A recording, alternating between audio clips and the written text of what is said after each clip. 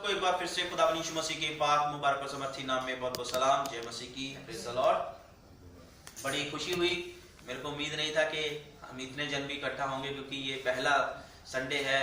डेढ़ पौने 2 साल हो ही गए हैं जब से ये बंद हुआ है हमारा जो है फिजिकल वर्शिप के लिए। आइए, तो खुदाबंद के पाक कलाम का ये जो हिस्सा हमने पढ़ा भजन संहिता में से, पंजाबी के अंदर क्या कहते हैं, जबूरों की किताब, जबूर 82, हिंदी के अंदर भजन संहिता, भजन 82, और अंग्रेजी के अंदर बुक ऑफ साम्स, साम 82, और उसकी पहली 5 आयतें जो मैंने आपके बीच में पढ़ी। इन आयतों का मतलब समझना बहुत जरूरी है। ये आयतें हर एक विश्वासी के लिए कही गई हैं, हर एक क्रिश्चियन के लिए कही गई हैं। जो कहता है ना अपने आप को कि मैं क्रिश्चियन हूं, मैं विश्वासी हूं, मैं मसीह हूं, ये आयतें उसके लिए हैं। ये आयतें आप जो लोग बैठे हो, ये आपके लिए हैं। इन आयतों के जरिए परमेश्वर आपसे कुछ कह रहा है। आज आप इस बात को समझिए कि खुदा आपसे क्या कह रहा है, उसकी रिक्वायरमेंट क्या है, आपसे क्या रिक्वायरमेंट है। परमेश्वर आपसे कुछ चाहता है, परमेश्वर मुझसे कुछ कह रहा है, परमेश्वर मुझसे कुछ चाहता है। ये जो लोग ऑनलाइन जुड़े हुए, परमेश्वर इनसे कुछ चाहता है, इनसे कुछ कह रहा है, आपसे भी कुछ कह रहा है परमेश्वर इन आयतों के जरिए। आज सुनिए कि परमेश्वर क्या कह रहा है इस जबूर की आयतों के जरिए, इस साम की आयतों के जरिए, जो पहली 5 आयतें, क्या कह रहा है परमेश्वर आपसे। परमेश्वर की सभा में परमेश्वर ही खड़ा है। वो ईश्वरों के बीच में न्याय करता है। खुदा अपने बारे में बता रहा कि खुदा क्या है, खुदा अपने बारे में बता रहा कि वो कैसा है। कहता है कि मैं न्याय करने वाला खुदा, आई एम ए जस्टफुल गॉड, मैं न्याय करने वाला परमेश्वर हूं। तुम्हारा खुदा जो है वो न्याय करने वाला खुदा है।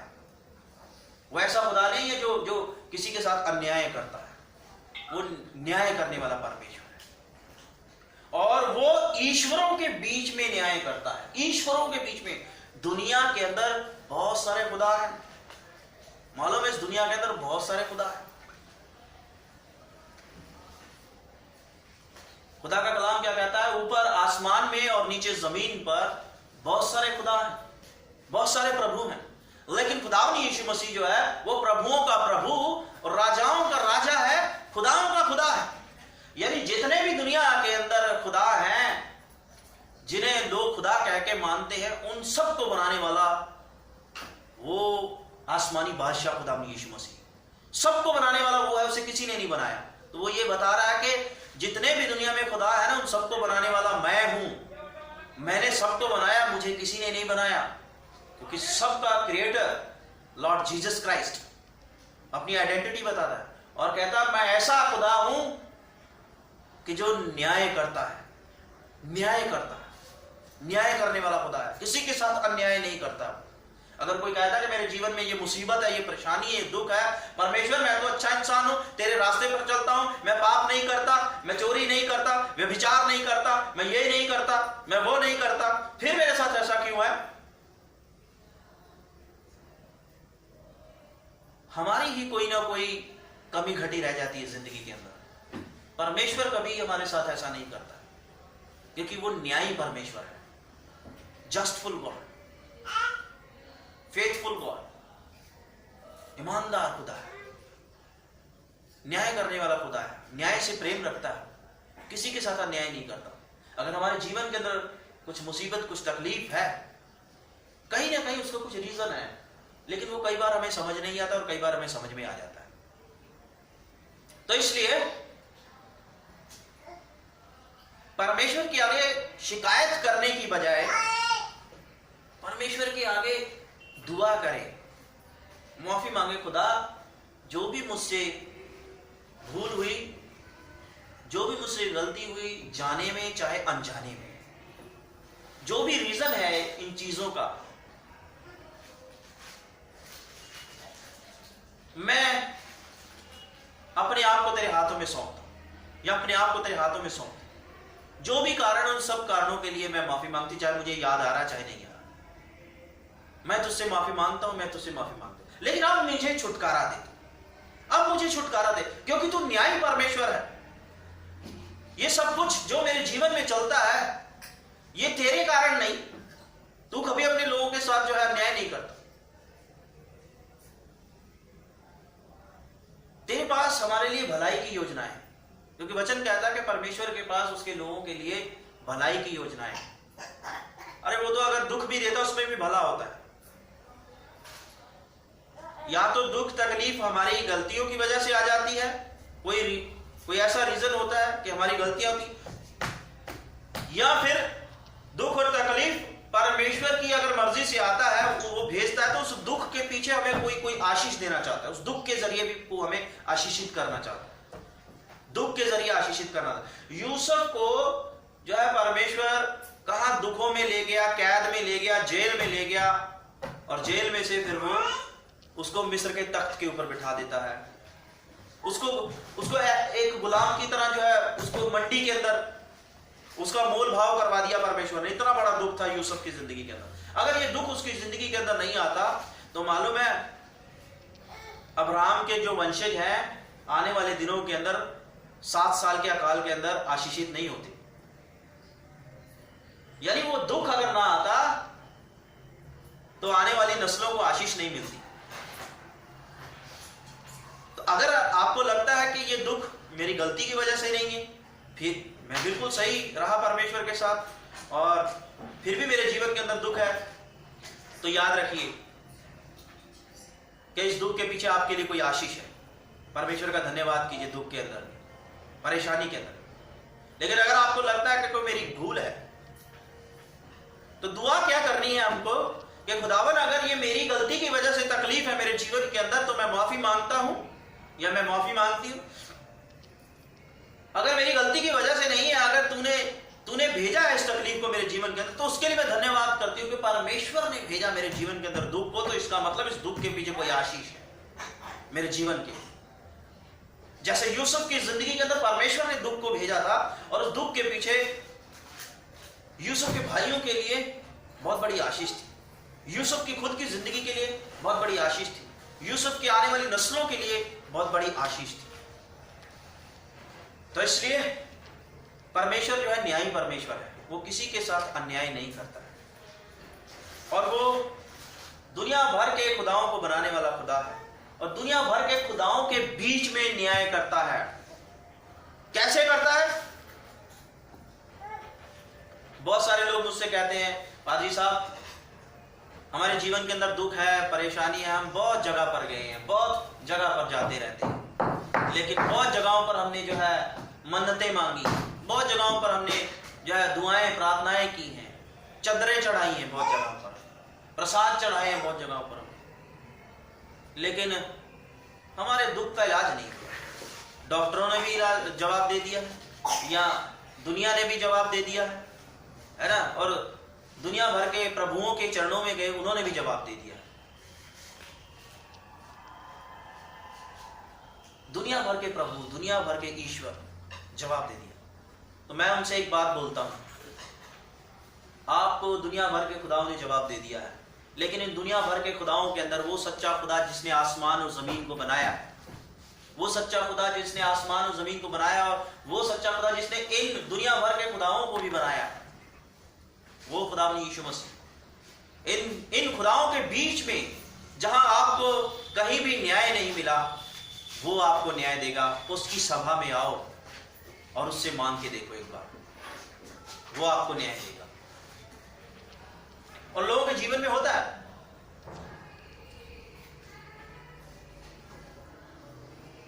मैं एक जगह दुआ करने के लिए जाता था, एक गांव के अंदर मैं दुआ करने के लिए जाता था, तो मैं एवरी सैटरडे जाता था वहां पर दुआ करने के लिए।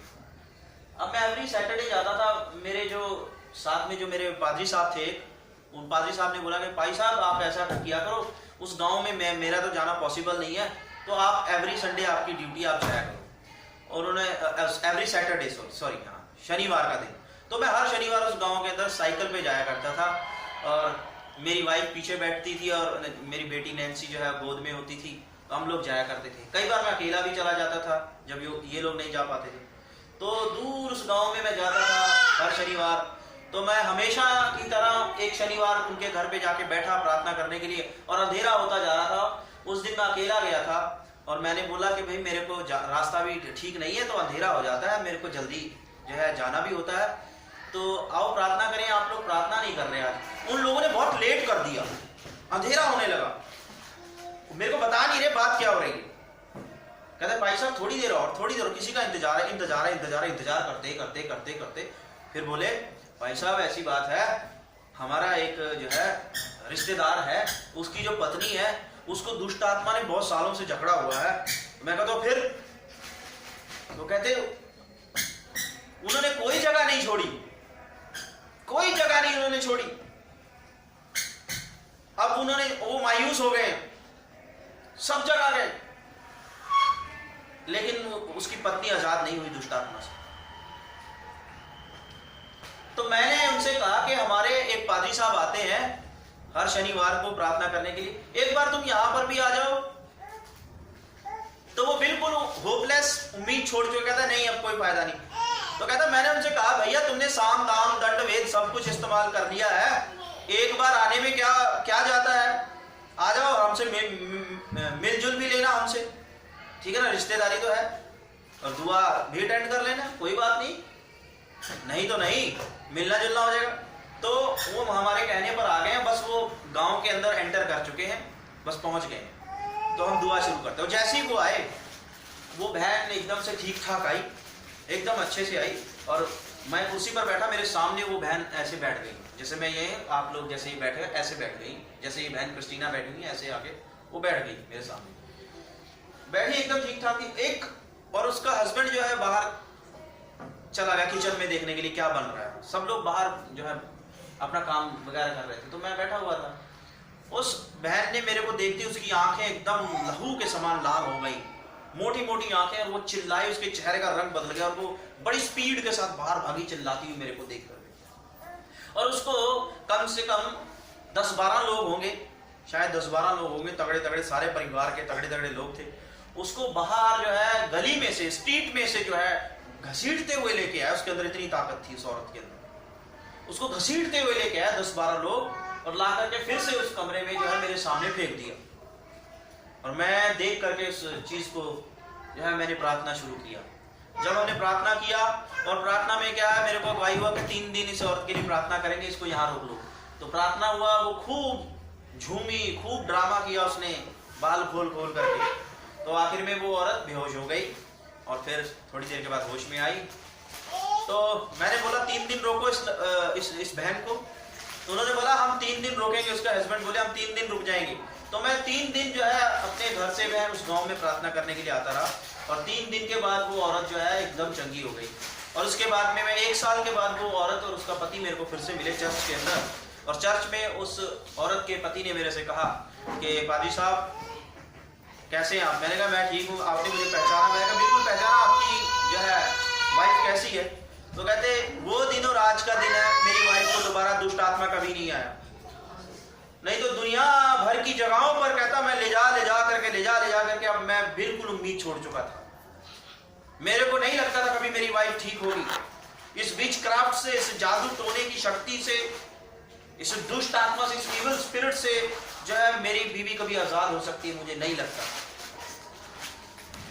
मालूम है वो ऐसा खुदा है जो दुनिया भर के खुदाओं के बीच में न्याय करता है। ये है परमेश्वर का न्याय कि उसने एक दुखी को उसके दुख से आजाद किया, क्योंकि यीशु आया ही है हमें छुटकारा देने के लिए। प्रभु यीशु मसीह आया ही है थके मांदे बोझ के तले दबे हुए लोगों को उनके बोझ से छुटकारा देने के लिए, और दूसरा कोई कारण नहीं था उसका आने का। वो हमें पाप के बोझ से छुड़ाने के लिए आया, हमारे दुखों से छुड़ाने के लिए आया, और हमेशा की जिंदगी देने के लिए आया, अपने अपने राज्य का वारिस बनाने के लिए आया। वो इसीलिए इस दुनिया के अंदर आया, यही उसका काम है। और वो न्याय करता है, और उसका न्याय ये है कि जो भी थका मांदा बोझ के तले दबा हुआ है, वो कहता मेरे पास आ, मैं तुझे आराम दूंगा।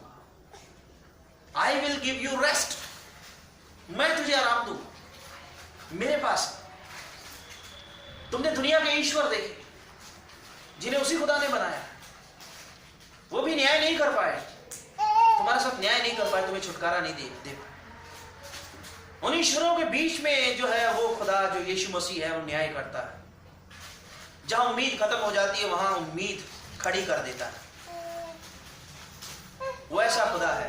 तो ये खुदा आपसे कह रहा है कि वो कैसा खुदा है, ये है परमेश्वर।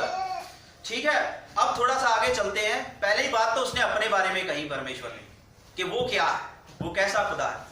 अब दूसरी बात वो आपके और मेरे बारे में कहता है। सुनिए कि आपसे और मुझसे क्या कहता है, सुनिए आपके लिए और मेरे लिए वो परमेश्वर क्या कहता है। तुम लोग कब तक टेढ़ा न्याय करते और दुष्टों का पक्ष लेते रहोगे? कंगाल और अनाथों का न्याय चुकाओ, दीन दरिद्र का विचार धर्म से। समझ रहे हैं हम लोग इस बात को, समझ रहे हैं? तुम लोग कब तक टेढ़ा न्याय करते और दुष्टों का पक्ष लेते रहोगे। अब आप कहोगे भैया हम कौन सा टेढ़ा न्याय कर रहे हैं, हम कहां दुष्टों का पक्ष ले रहे हैं। ये लोग जुड़े हुए जो ये भी आप लोग भी सोच रहे होंगे भैया हमने कौन सा टेढ़ा न्याय कर दिया। आपका और मेरा खुदा न्याय करने वाला खुदा है, ठीक है। और जब वो हमारा खुदा है तो मालूम है उसने हमारे साथ एक रिश्ता कायम किया है, एक रिलेशनशिप बनाया है। वो रिलेशनशिप कौन सा है? बाप और बच्चों का, बाप और बच्चों का। उसने हमें अपने बच्चे बना लिया है।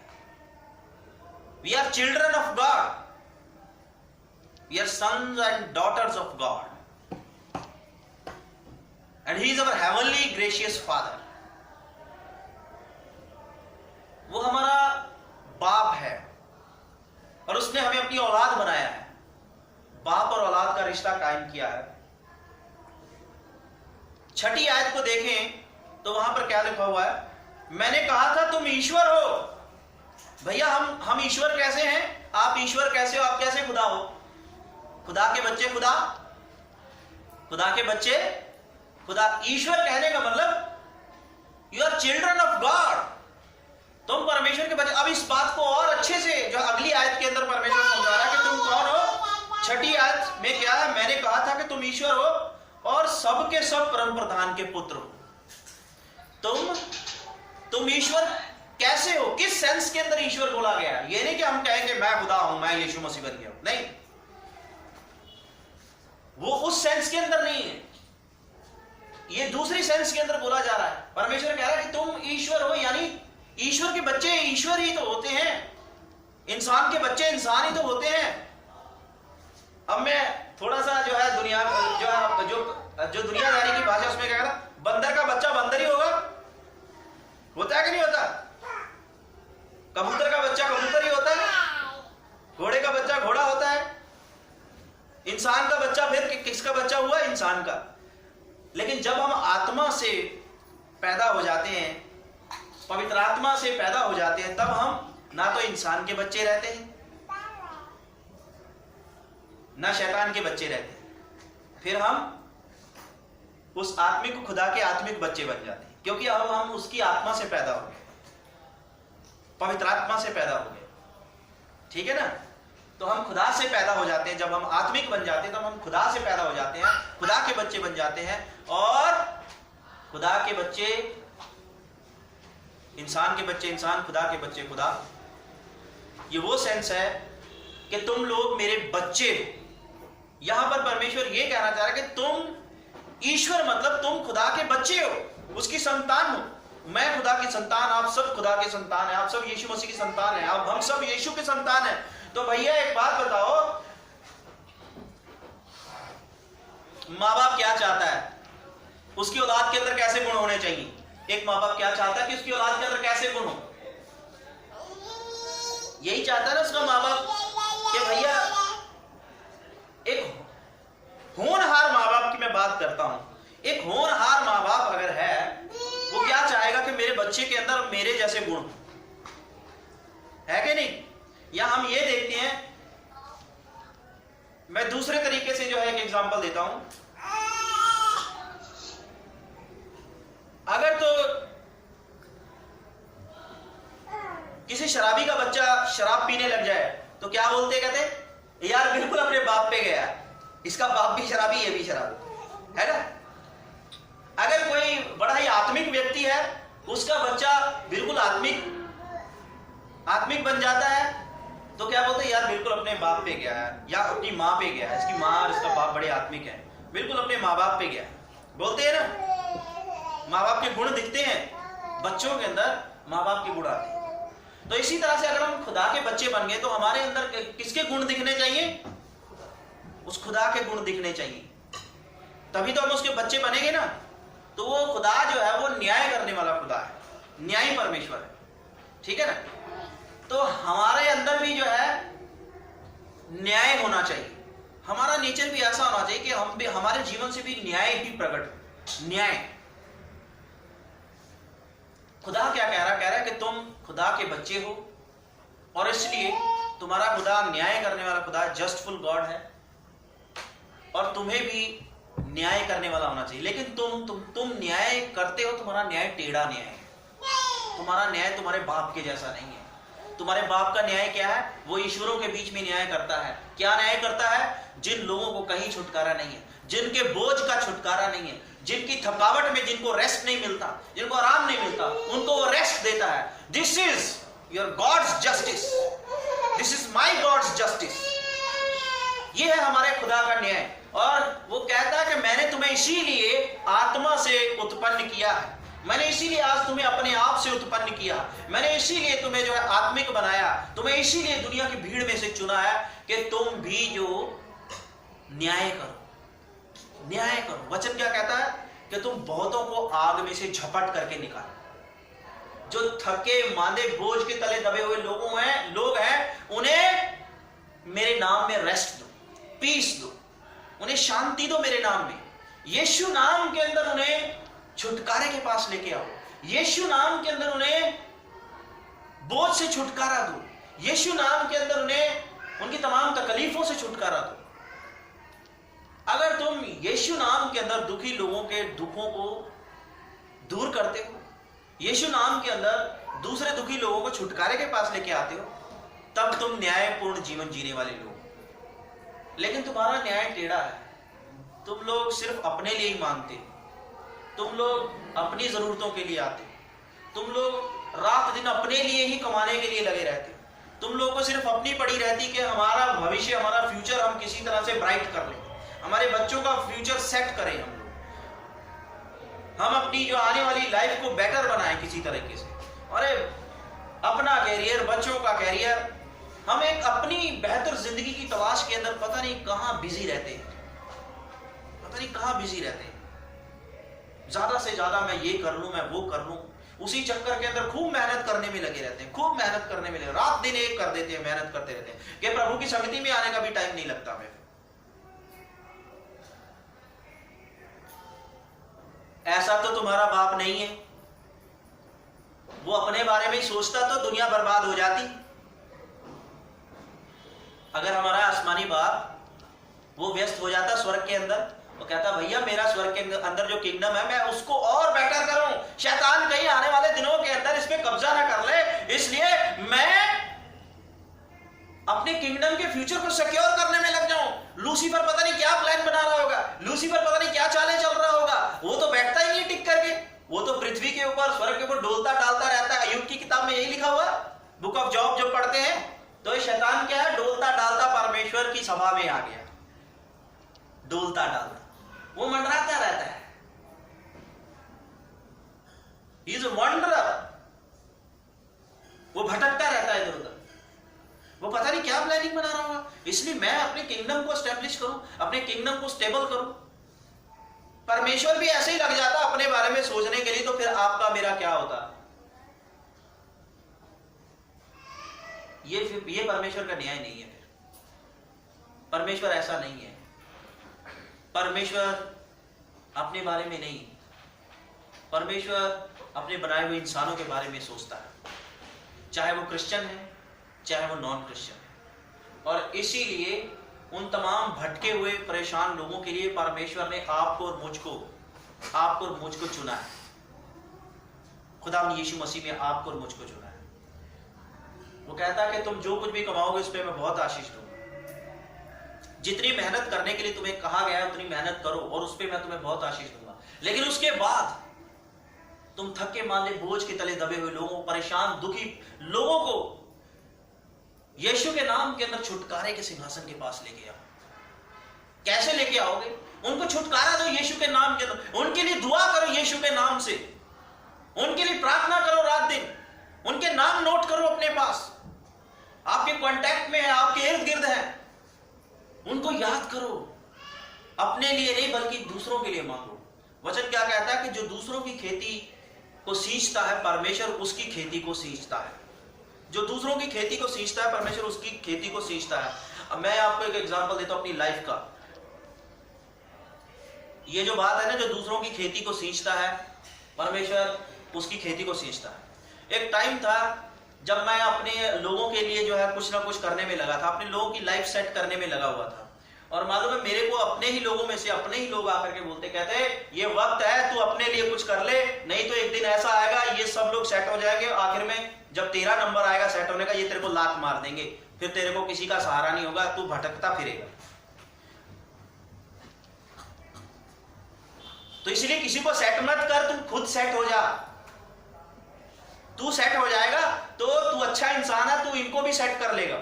लेकिन अगर ये लोग सेट हो जाएंगे, ये लोग लालची लोग हैं और ये लोग मालूम है क्या करेंगे, ये खुद सेट होकर के फिर जब तेरे सेट होने की बारी आएगी तेरे को लात मार देंगे,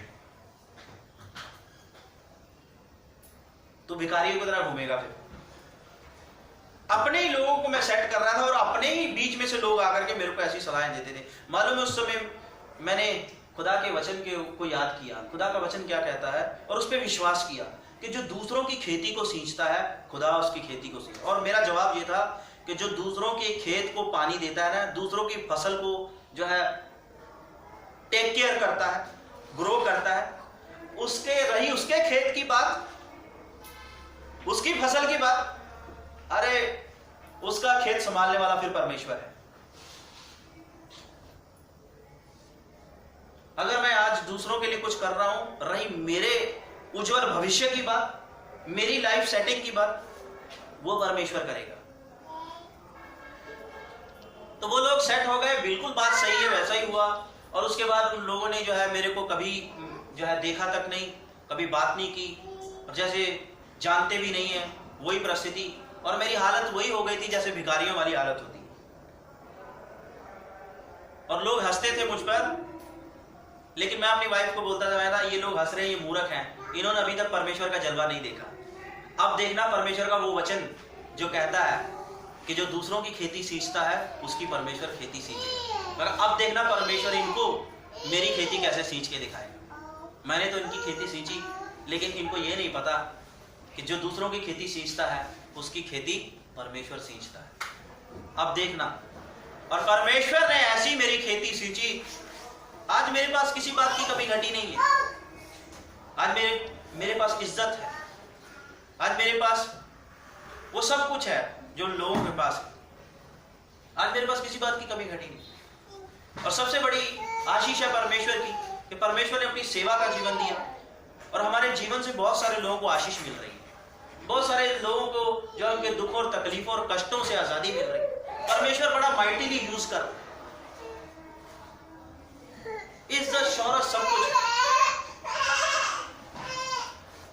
मेरे जीजो, मैं इस इज्जत शौहरत के लिए मैंने कभी एफर्ट नहीं किया था। मैंने अपने ब्राइट फ्यूचर के लिए कभी एफर्ट नहीं किया। मैं इन चीजों के लिए कभी मेहनत नहीं किया। ये मेरी जिंदगी की गवाही है। मैं कभी इन चीजों के लिए ना कभी भागा, ना ही आज मेरे को परवाह है। ये तो अपने आप ही आ गई मेरी जिंदगी के अंदर, खुद ब खुद। इज्जत खुद भागती आई, एक बेहतर लाइफ खुद मेरे पीछे दौड़ती आई। कैसे आ गई? परमेश्वर लेके आया, परमेश्वर ने दिया। तो मैं यही आप लोगों से कहता हूं, आज हमारी यही दौड़ है कि बेहतर जिंदगी के पीछे हम खुद ब खुद भागते हैं। मत भागो, भागना है तो परमेश्वर के पीछे भागे। और वो कहता है कि तुम उसकी औलाद हो, जैसा वो न्यायी है, तुम्हारी जिंदगी से न्याय दिखना चाहिए। बच्चों के अंदर बाप का गुण आना चाहिए और तुम वो न्याय दिखाओ। ईश्वरों के बीच में वो न्याय दिखाओ। वो लोग जो जगह जगह जाने के बावजूद भी दुखी हैं, तुम अपने लिए मांगना बंद करके उनके लिए दुआ करना शुरू कर दो, फिर देखो तुम्हारी जिंदगी के दुख अपने आप दूर हो जाएंगे। इसीलिए मैं कहता हूं कि आप लोग, जो लोग बहुत दुखी हैं, आप लोग उनके लिए दुआ किया करो, अपने लिए कुछ मत मांगो। अपने लिए सिर्फ यही दुआ करो कि खुदा बस तेरी महिमा के लिए हमारा जीवन इस्तेमाल हो, तेरी महिमा के लिए हमारा जीवन इस्तेमाल हो, तेरी मर्जी पूरी करने के लिए हमारा जीवन इस्तेमाल हो, बस यही काफी है। तेरा अनुग्रह, your grace is sufficient for us, तेरा अनुग्रह ही काफी है हमारे लिए। तूने जिंदगी दी है, हर रोज नया दिन दिखा देता है, जरूरतें पूरी कर देता है। हमारे बच्चों को तू ही सीधा रास्ता दिखाएगा, सब कुछ तू करेगा, हमें यकीन है तू। लेकिन हम उनके लिए दुआ मांगते हैं जिन लोगों को हम जानते हैं, जो हमारे कांटेक्ट में हैं, बहुत दुखी हैं, बहुत परेशान है, तो उनका दुख दूर कर। हम उनके लिए प्रेयर करते हैं, हम उनके लिए प्रार्थना करते हैं, बोझ के साथ प्रार्थना करते हैं, और आपकी प्रार्थना से लोग चंगे होंगे खुदा यीशु के नाम के द्वारा। यह है गुण उस खुदा का जो अपने लिए नहीं, अपने बनाए हुए इंसानों के लिए हर वक्त करता है।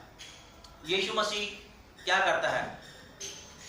Gospel according to saint John chapter 17 के अंदर जो है एक एक्यूमेनिकल प्रेयर जो है, एक प्रार्थना जो खुदा यीशु मसीह, यूहन्ना की इंजील उसका 17 अध्याय के अंदर खुदा यीशु मसीह प्रार्थना करता है। वो अपने लोगों के लिए प्रार्थना करता है, हम इंसानों के लिए प्रार्थना करता है, और अपने लिए अगर कुछ प्रार्थना करता है तो उसकी प्रार्थना बड़ी जबरदस्त है। कहता बस तेरी इच्छा पूरी हो, तेरी इच्छा पूरी हो मेरे जीवन से, ऐ पिता। और यही हमारी प्रार्थना हमारे, ऐ पिता, हमारे प्रभु यीशु मसीह, तेरी इच्छा हमारे जीवन से पूरी हो, बाकी सब तेरा दिया है हमारे पास, बाकी सब कुछ तेरा दिया। मैं आज भी अपने लिए कुछ नहीं मांगता, यही मेरी दुआ होती है, और सब कुछ अपने आप मिल जाता है। तो इसलिए मेरे अजीजों, ये परमेश्वर का वचन हमें सिखाता है कि तुम लोग खुदा के बच्चे हो, और तुम्हारा खुदा न्याय करने वाला खुदा, उसका न्याय ये है कि जो थके मांदे बोझ के तले दबे हुए लोग हैं, उनके लिए दुआ करो, उनके लिए दुआ करो, उनके छुटकारे के लिए प्रार्थना करो। प्रार्थना मांगो कि प्रभु तू उन्हें उनके दुखों से छुटकारा दे, तब प्रभु तुम्हारा छुटकारा अपने आप ही करे। तो ये है तुम्हारा न्याय। लेकिन हम अपने लिए सोचते रहते, अपनी लाइफ को बेहतर बनाने के लिए रात दिन मेहनत कर रहे हैं। ये है हमारा टेढ़ा न्याय, ये है हमारा टेढ़ा न्याय। और जब हम टेढ़ा न्याय करते हैं तो मालूम है हम शैतान, जो दुष्ट शक्तियां हैं, जिन्होंने दुखों के अंदर बांध रखा है प्रभु के लोगों को, मालूम है उन दुष्ट शक्तियों को हम जो है उन्हें बांधे रहने देना चाहते हैं। हम उन दुष्ट शक्तियों से छुड़ाने की कोशिश नहीं करते प्रभु यीशु के नाम के अंदर। इसका मतलब क्या कि हम मुंह से तो कहते हैं कि ये दुष्ट शक्तियां, बुरी शक्तियां, लेकिन असल में हम भी उनकी फेवर में ही काम कर रहे हैं, फेवर में तो काम कर रहे हैं। जो वो कर रहे हैं उनका विरोध तो करते नहीं। उन्होंने हमारे लोगों को जो है पकड़ रखा है, कैंसर में पकड़ा हुआ है, ग्रह क्लेश के अंदर पकड़ा हुआ है, शक के अंदर पकड़ा हुआ है, मियां बीवी के अंदर शक ही नहीं खत्म होता, पारिवारिक झगड़ों के अंदर पकड़ा हुआ है, जादू टोने में पकड़ा हुआ है, डाइवोर्स केसेस में पकड़ा हुआ है, तरह तरह की चीजों में उन्होंने पकड़ा हुआ है उन दुष्ट शक्तियों ने हमारे लोगों को। और हम लोग उन शक्तियों का विरोध ही नहीं करते। उन शक्तियों का विरोध करने के लिए तो यीशु ने अपने नाम की सामर्थ्य दी है हमें, और वायदा किया कि तुम मेरे नाम से बीमारों को चंगा करोगे, दुष्ट आत्माओं को निकालोगे, मेरे नाम से तुम लोगों को आजादी दोगे शैतान से। इसीलिए उसने दी हमें ये अथॉरिटी, ये अधिकार। लेकिन हम उस अथॉरिटी, उस अधिकार का इस्तेमाल नहीं करते। इसका मतलब हम भी उन दुष्ट शक्तियों की फेवर में हैं, उनके पक्ष में। और यहां पर क्या लिखा है दूसरी आयत, तुम लोग कब तक टेढ़ा न्याय करते और दुष्टों का पक्ष लेते रहो। दुष्टों का पक्ष लेना ये है, टेढ़ा न्याय ये है। इसलिए अपने न्याय को सीधा कर ले। हम लोग एक दिन हिसाब देना होगा जब खुदा यीशु मसीह आ जाएगा। तो छोड़ो अपने लिए मांगना और प्रभु के लोगों के लिए मांगना शुरू करें। प्रभु हमारे तकलीफों को अपने आप दूर करेगा। और मेरा तो यही तजर्बा है, मैंने दूसरों के लिए हमेशा मांगा, इसलिए मेरी जिंदगी की हर तकलीफ दूर हो गई। मैं प्रभु का धन्यवाद करता हूं। और तीसरी आयत, कंगाल और अनाथों का न्याय चुकाओ, दीन दरिद्र का विचार धर्म से करो। कंगाल और अनाथ कौन है? दीन और दरिद्र कौन है? उनका जो न्याय है धर्म से चुकाओ। दीन दरिद्र का विचार धर्म से करो। सोचो, दीन दरिद्र कंगालों के बारे में सोचो, विचार करो धर्म के साथ, यानी सच्चाई और ईमानदारी के साथ, प्रभु में होकर के, प्रार्थना में होकर के, प्रेयर में होकर के उनके बारे में विचार करो जो दुखी हैं, जो परेशान हैं, जो नशे के अंदर हैं, जो ग्रह क्लेश के अंदर हैं, जो दुष्ट आत्माओं में फंसे हुए हैं, जो कैंसर से जकड़े हुए हैं, जो डिप्रेशन के अंदर हैं, जो शक के अंदर फंसे हुए हैं, उनके लिए विचार करो धर्म से। यानी धर्म से विचार करना, सच्चाई ईमानदारी में होकर के, प्रभु में होकर के, दुआ में होकर के उनके बारे में सोचो, उनके लिए छुटकारा मांगो छुटकारा उनके लिए। ये नहीं कि प्रभु मेरा ये बन जाए, मेरा वो बन जाए, मेरा घर बन जाए, मेरे को प्लॉट मिल जाए, मेरे को नौकरी मिल जाए। ये नहीं है, ये न्याय नहीं है,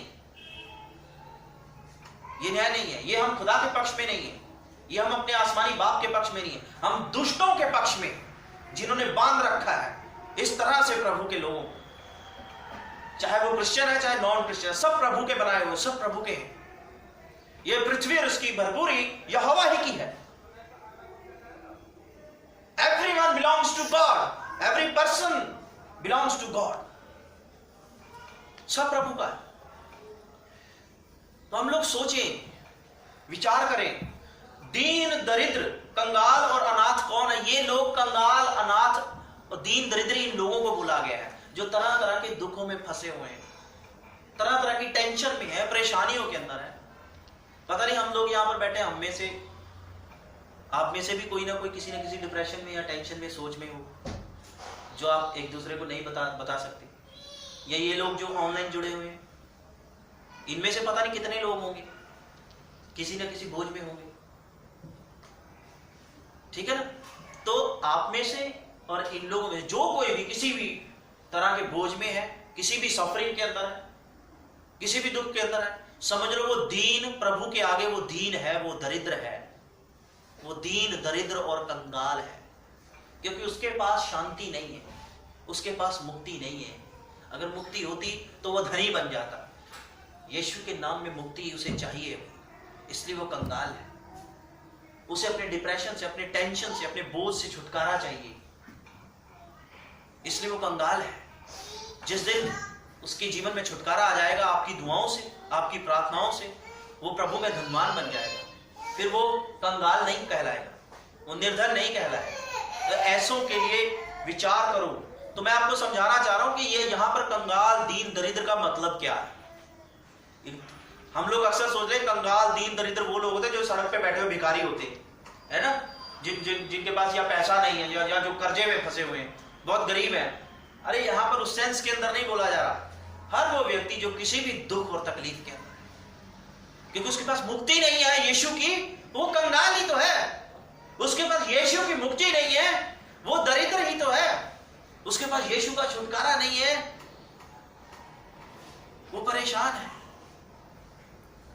तो ऐसों के बारे में विचार करो। और वचन 4 आयत के अंदर आया था, कंगाल और निर्धन को बचा लो, दुष्टों के हाथ से उन्हें छुड़ाओ, उन्हें बचा लो। कैसे? उनके लिए दुआ करो। परमेश्वर ये बात कह रहा है आज आपसे इन आयतों के जरिए, आप ये करो। आज के बाद आप लोगों से भी यही कह रहा है परमेश्वर, ऐसे दुखी लोगों को बचा लो, दुष्टों से बचाओ, यानी दुष्ट शक्तियों ने जो उन्हें इस तरह से सताया हुआ है, उन्हें बचाओ। कैसे बचाओगे? अरे उनके नाम लिखो अपने पास, और उनके नाम लेकर के एकांत में बैठ के प्रभु से विनती करो, प्रार्थना करो। तो ये परमेश्वर जो है हमें कहता है आज इन आयतों के जरिए, वे ना तो कुछ समझते और ना कुछ जानते, परंतु अंधेरे में चलते फिरते रहते हैं, पृथ्वी की पूरी नींव हिल जाती। 5वीं आयत, ना तो वो कुछ समझते और ना कुछ जानते हैं। अब यहां पर बात की जा रही है खाली क्रिश्चियन की नहीं, अन्य जातियों की भी। दुनिया भर की जातियों के जो लोग दुखों के अंदर है, मालूम है ना तो वो कुछ जानते ना समझते, उन्हें नहीं पता प्रभु के बारे में, उन्हें नहीं पता परमेश्वर के बारे में, नहीं मालूम उन्हें, वो भटके हुए, लेकिन फिर भी प्रभु कहता है कि तुम उन्हें बचाओ, उन्हें उनके बोझ से बचाओ, उन्हें छुटकारे के पास लेकर के, तब वो मुझे जानेंगे, तब वो मुझे पहचाने। उनके लिए प्रार्थना करो। वे ना तो कुछ समझते ना कुछ जानते, परंतु अंधेरे में चलने वाले लोग, क्योंकि उन्हें पता ही नहीं है प्रभु के बारे में, उन्हें पता नहीं है प्रभु के बारे में। और ऐसे लोगों के दुखों की वजह से, जो दुनिया में तरह तरह के लोग जो दुखी हैं, उनकी वजह से पृथ्वी की नींव हिल चुकी है। यानी परमेश्वर कहता है कि पृथ्वी कराह रही है दुखों से, अपने लोगों के दुखों से कराह रही है। आज हर बंदा दुखी है इस जमीन पर,